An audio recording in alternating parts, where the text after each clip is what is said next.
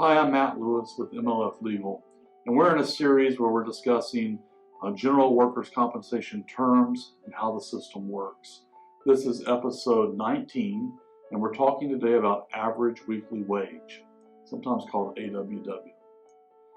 If you're going to receive monetary benefits following a work injury, then there has to be a method for calculating what you're owed.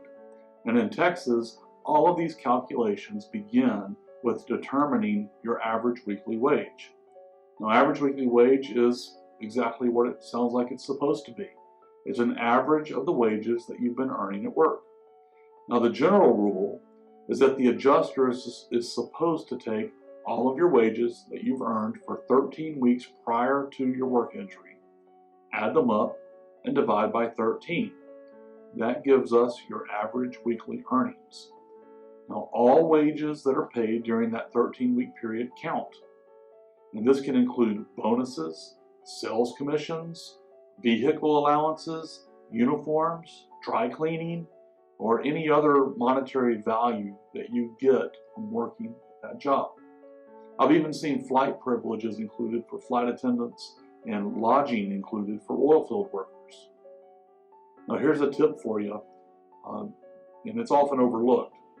If your employer provides health insurance and then sometime after you get hurt, the employer stops paying for your health insurance, then the value of that health insurance premium gets added into your average weekly wage, and that's going to make your workers' comp benefits increase.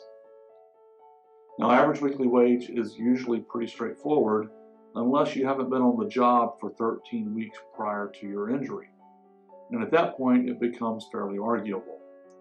Now, in this situation, the employer is supposed to provide the wages of a same or similar employee who worked for those 13 weeks.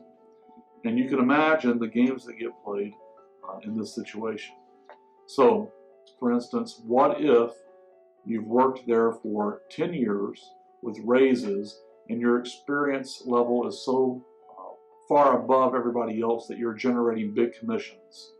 And then your employer goes out and gets the wages of someone who's doing the same type of sales job, but they've only been on the job for about 9 months, they haven't got a raise yet, and they just don't know how to do it as well as you.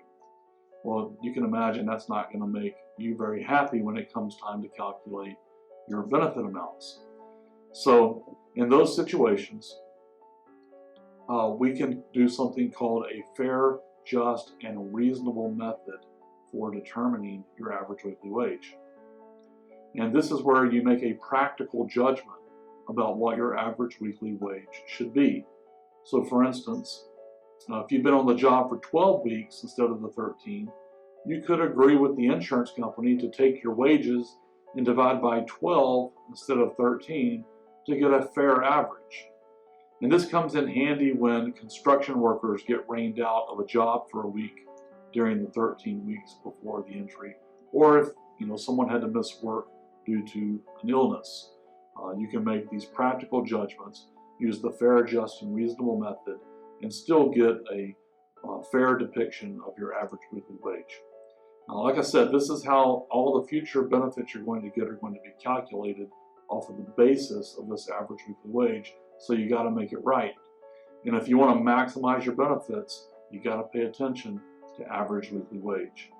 Well, if this becomes a battle, we want to be your law firm.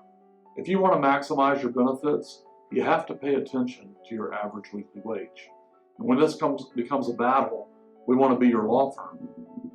Always remember to work safe, but if accidents happen, call MLF Legal.